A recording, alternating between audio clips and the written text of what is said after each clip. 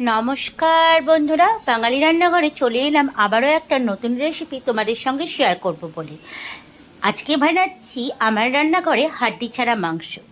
তোমরা অনেকেই জানো এই নামটা, তাও বলে দিই, হাড্ডি ছাড়া মাংস মানে সয়াবিন। তাহলে আজকে ভাল লাগছিল না কিছু রান্না করতে, আর মাংস খেতেও ইচ্ছা করছিল, তাই ভাবলাম আজকে হাড্ডি ছাড়া মাংস রান্না করি। তো দেখো, এখানে সোয়াবিনটাকে আমি ভালো করে আগে একটু জলের মধ্যে সিদ্ধ করে নিয়েছি, আর সোয়াবিনটা কতটা ফুলে উঠেছে।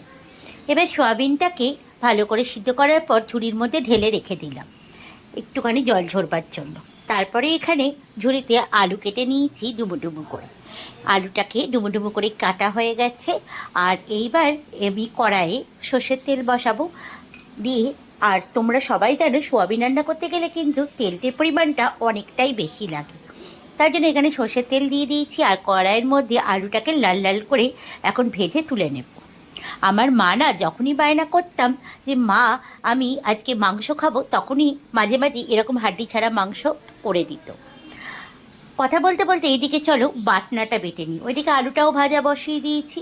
এখানে একটা বড় ক্যাপসিকাম, টমেটো, আদা, রসুন, পেঁয়াজ, একটা গোটা সব কিছু একসঙ্গে বেটে নেব, কারণ মশলাটা একটু বেশিই লাগে সোয়াবিনে। মাংসের মতো রান্না করতে হবে। তার লঙ্কাটা এখানে আমি স্বাদ মতো দেবো। এখানে আমি 4 থেকে 5টা লঙ্কা নিয়ে আসছি। তোমাদের লঙ্কার চেহারাটা দেখিয়েছি। কালকে তোমার দাদাভাই বাজারে গিয়ে বোম্বাই লঙ্কা নিয়ে এসেছে। এই লঙ্কাগুলো না মারাত্মক ঝাল। তা চলো, বাটনাটা এইদিকে বাটা হয়ে গেছে, আর এইদিকে লাল লাল করে আলুটাও আমার ভাজা হয়ে গেছে। তা আলুটা ভেজে তুলে নিলাম।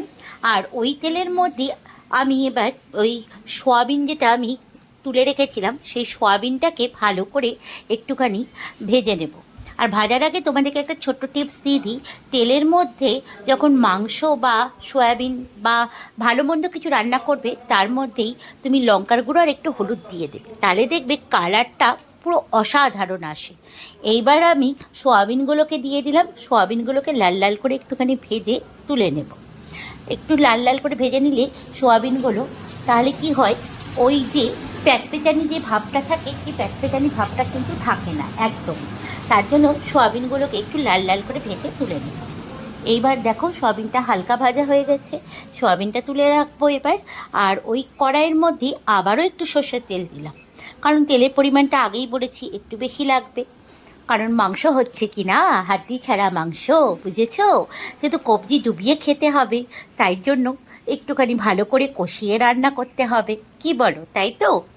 তো এবার একটা গোটা বড় সাইজের পেঁয়াজ দিয়ে দিলাম। পেঁয়াজটা দেখো এখানে হালকা ব্রাউন কালার হয়ে গেছে। এবার যে বেটে রেখেছিলাম মশলাটা, সেই মশলাটা দিয়ে ভালো করে কষাবো। এবার এক এক করে লঙ্কার গুঁড়ো, হলুদের গুঁড়ো, লবণ, স্বাদ মতো সব কিছু দিয়ে দিলাম। দিয়ে ভালো করে আবার মশলাটা ভালো করে কষাবো। যতক্ষণ না তোমার তেল ছাড়ছে ততক্ষণ অবধি কিন্তু কষাবে। তেল ছাড়বে, তারপরে বুঝে যাবে মশলা তোমার পুরোপুরি ভাজা হয়ে গেছে, কষানো হয়ে গেছে। এবার আমি দিয়ে দিলাম কাসুরি মেথি। কাসুরি মেথির ইয়েটা বলে দিই, কাসুরি মেথি কিন্তু যে কোনো তরকারিতে আলাদা রকম একটা স্বাদ নিয়ে আসে। আমি কিন্তু যে কোনো তরকারিতে কাসুরি মেথিটা ইউজ করি। তোমরাও যদি না ইউজ করে থাকো, একবার আমার কথা শুনে ইউজ করে দেখবে। সত্যি বলছি, খুব সুন্দর লাগে। তো এইদিকে আমার মশলা তো ভালো করে কষানো হয়ে গেছে, মশলা থেকে তেল ছাড়তে শুরু করেছে। এইবার আমি যে ভেজে রাখা আলু আর সোয়াবিনটা ছিল সেটা দিয়ে দেব। দিয়ে আবার মশলার সঙ্গে ভালো করে মিশিয়ে নেব। এইভাবে দেখতেই পাচ্ছ, এইভাবে মিশিয়ে নিলাম। এইবার একটুখানি জল দিয়ে ঢাকা দেব, কারণ আলুটা সিদ্ধ হওয়ার জন্য। এখানে কিন্তু সোয়াবিনটাও আমার হালকা ভাজা আছে, সেদ্ধ সেদ্ধ, আর আলুটাকেও আমি লাল লাল করে ভেজে নেওয়ার সময় আলুটাও কিন্তু একটু সেদ্ধ সেদ্ধ হয়ে গেছে। তাই বেশি জল দেব না, কারণ এটা পুরো কষা কষা হবে, তার জন্য মাখা মাখা টাইপের। তো যাই হোক, এবার আমি একটুখানি জল দিয়ে খানিকক্ষণ ঢাকা দেব। ঢাকা দিলে আলুটা ভালো মতো সিদ্ধ হয়ে যাবে। এই দিকে দেখো আলুটা সিদ্ধও হয়ে গেছে। এবার আমি এর ওপর থেকে দেব গরম মশলা। তা এখানে আমি শাহি গরম মশলাটা ইউজ করছি। তোমরা শাহি গরম মশলাটা ইউজ করো, দেখো রান্নায় একটা আলাদা স্বাদ এনে দেয়। আর দেবো 1 চামচ মতো ঘি। তো এদিকে আমার সয়াবিনেরটা রান্না হয়ে গেছে অলমোস্ট। এবারে আমি একটা পাত্রের মধ্যে ঢেলে নেব আর গরম গরম সার্ভ করে নেব। তো হয়ে গেছে আমার হাড্ডি ছাড়া মাংস রান্না।